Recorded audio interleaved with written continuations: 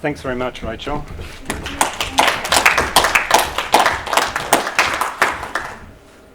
Good evening. I was born a modernist 67 years ago today.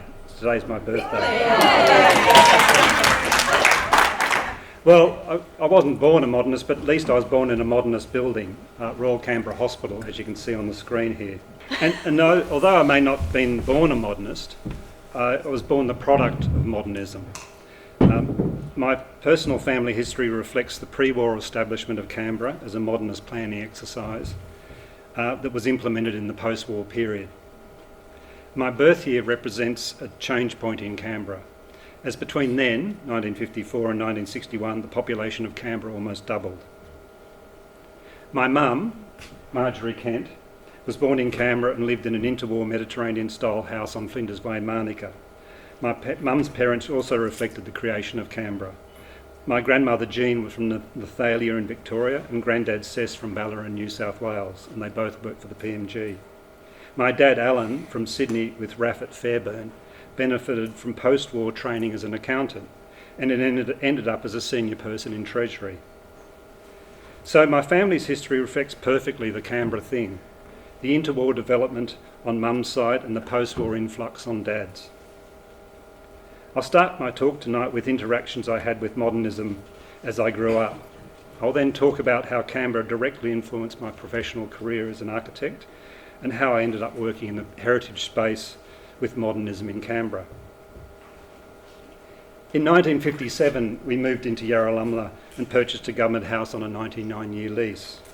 Yarralumla reflected the socially inclusive and progressive post-war suburban development of Canberra, with housing, schools and shopping centres constructed by the government. Our house was located at the edge of Canberra, and I would walk to that other government house via the Yarralumla brickworks and the pine plantation. My photo of the horse here, who lived at the end of our street, reflects both the space and the bush beyond. Canberra really was the bush capital. Sadly, our house has recently been demolished by its current owner to build a very, very big house.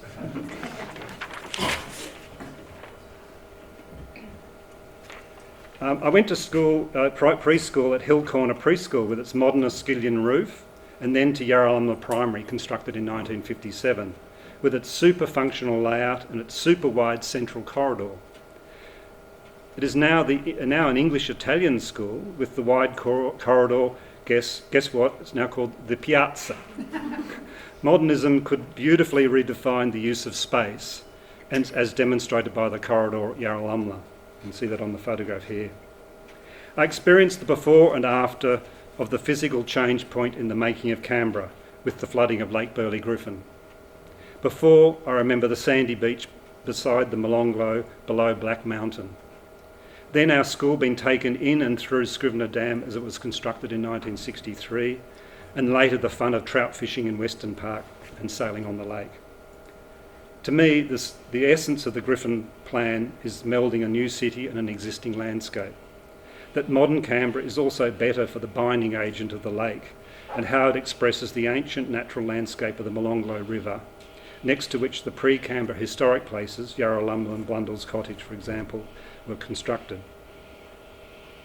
I went to, I'll see if I can go back.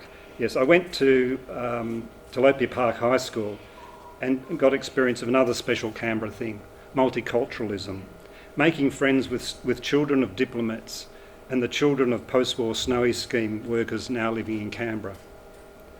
I also learnt when I was studying art at Tilapia Park that the history of architectural styles had now stopped and that they were replaced by modernism that would last forever. However, in my case, it only lasted until 1997 when they demolished Royal Canberra Hospital. And it's one of Canberra Modern's themes that modernism is not immune to risk or to loss. Living in Canberra, I had time to appreciate modern structures, such as when I went waiting to pick up Dad at Treasury, I engaged with this great 1969 sculpture by Norma Redpath, an example of the important relationship between art and modern architecture in Canberra. Quality is something you can experience without being told about it. That is what the Cinema Centre provided me. Although my parents would not allow me to accompany them to see Dr. Zhivago, the first movie there in 1966, because of some nudity, I did see Woodstock. I've always remembered the quality of the seats in particular. They made you feel special. In 1973, I moved to Sydney, and after a false start studying civil engineering at New South Wales Uni, I moved back to Canberra and completed a degree in architecture at what's now Canberra University. My university holiday jobs included a number of up-close and personal brushes with modernism. Working as a professional window cleaner, I washed the outward-leaning, what seems to be having its own life here. This is right. No, it's not. Yeah, this one here. Yes, this is the university jobs. Working as a professional window cleaner, I washed the outward-leaning windows of the CML building in the centre there in Civic, and most days I did the windows of the Monero Mall. I enjoyed especially the warmth during midwinter holiday work inside the mall. As a builder's labourer, I got to use a 5-pound hammer to knock the edges off the concrete walls formed up with corrugated iron on the Defence Department Campbell Park offices on the right here to create a more natural brutalism. I also worked as a plan printer in the basement of John Andrews Cameron offices in Belconnen. This is another one of my genuine I really loved it experiences, not coloured by theory. I really loved its courtyards, each with a planting theme, and its roof gardens. It was very special to realise that as a worker, this place was designed for you to enjoy. At uni, for design projects on sites that were currently sheep paddocks, the lack of urban context did start to rattle me. I also found myself challenging the idea of being taught that if you worked out the functional arrangements, that the modernist look would automatically follow. I read Learning from Las Vegas by Robert Venturi and Denise Scott Brown about finding context and meaning in place. This eye-opener was relevant when we did a study of Bateman's Bay, including community consultation, to find out what ticked down there. Although sadly, as a 25-year-old, this was the very first time that I talked to an Aboriginal person. My search for context had demonstrated to me that there was something after modernism. It was called postmodernism, a style that I'm still currently mentally afflicted with. My quest for design context in places led me to a final year's study of Goulburn and the design of a civic centre there. The postmodern Goulburn Civic Centre that I designed retained my great-uncle's Federation House that sadly ended up being demolished for the real civic centre designed by Cox Architects. However, as an upside, I used this Goulburn project in a successful interview I had in 1984 for a position in the New South Wales Heritage Office. I now realise that this lack of context issue I experienced while studying architecture at Canberra led me to the heritage area, an area I've worked in ever since in Sydney, Melbourne, now back in Sydney.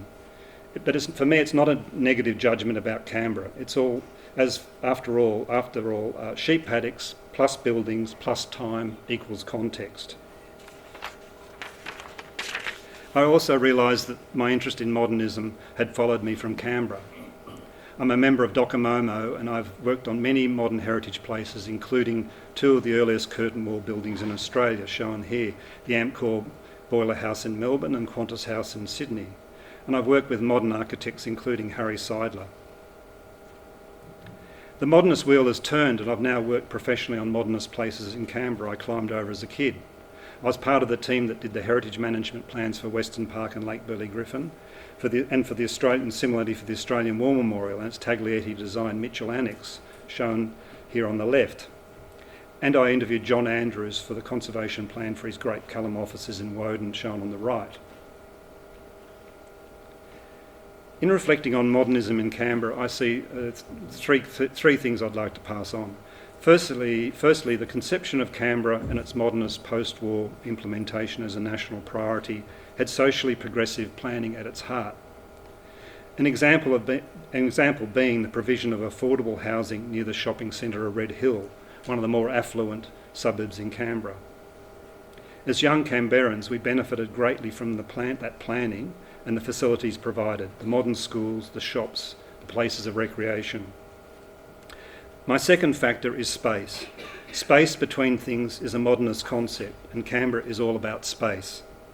The foundation natural landscape, including the surrounding hills, together with the created landscape spaces in and around Canberra, provide a breathing space for and a foil to the modernism that is the warp and weft of Canberra's fabric. The buildings and design landscapes are calm and restful in combination with the serene beauty of the foundational landscape. The relationship of space is expressed in Canberra at multiple levels. Within and between buildings, Cameron offices, around buildings that emphasise a natural setting, the Australian War Memorial, around and between functional areas, Lake Burley Griffin, between the town centres, between the city and its mountain setting, and finally the broader rural regional setting of the bush capital. The third factor for me is the concept of innovation and quality that are the key of Canberra's planning and construction history. In addition to the progressive social planning at the citywide scale, there were also aspects relating to buildings and spaces that related in high quality outcomes. Two examples are the NCDC planning for Hobart Place, with deliberately stepped building heights to create a visual variety shown on this slide here, and the unfettered use of space in and around buildings such as the Cameron offices that I showed you before, effectively a multi-storey building laid on the ground, and the Campbell Park offices complex. In the mid-1980s, my dad was involved in the inquiry that led to self-government for the ACT. In a democratic sense, the answer is obvious regarding separating the territory and national parts of Canberra. However, for me, there is a danger that the innovative gems of social planning, landscape and buildings will be lost sight of in corporate memory and therefore put at risk. I'm involved in 3 Canberra issues where there are risks to aspects of pre-, young and modern Canberra.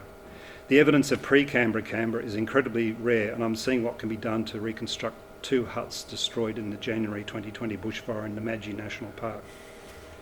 In relation to young Canberra, I've been doing my best to stop the Australian War Memorial redevelopment that I believe will impact the Griffin land access, as well as result in the loss of the memorial as a freestanding national shrine. Hear, hear. Thank you. In relation to modern Canberra, participating in the National Capital Design Review panel for the development of Darwin Place, I've been raising the importance of NCDC planning for this and other areas in Canberra. In conclusion, I've kept strong connections with Canberra. My parents were here until they passed away, and a brother and sister and their families live in Canberra, and I have heaps of friends here. I feel that the third of my life spent in Canberra had a strong influence on the other 2/3, including my interest in heritage and modernism. I remember a quote by Malcolm Muggeridge or someone similar, that Canberra is the existential capital of the world. It exists without really existing. My take is that was meant that it's not the same as other places, and it should be. For a while I bought that idea for a while, as if the framework of Canberra just needed to be filled in with Sydney density and Melbourne laneways.